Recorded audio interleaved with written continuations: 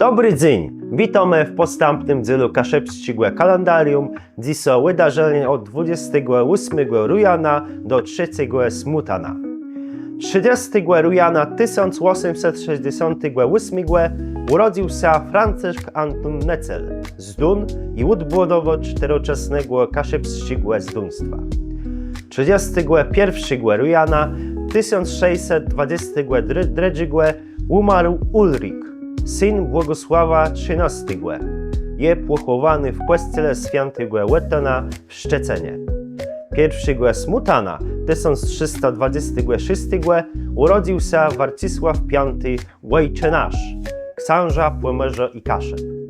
A 2 smutana 1573 umarł Barnik IX, pierwszy ewangelicki książę Pomorza i Kaszeb.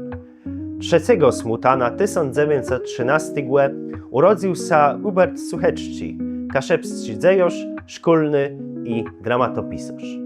To już wszystko na dziś, do usłyszenia.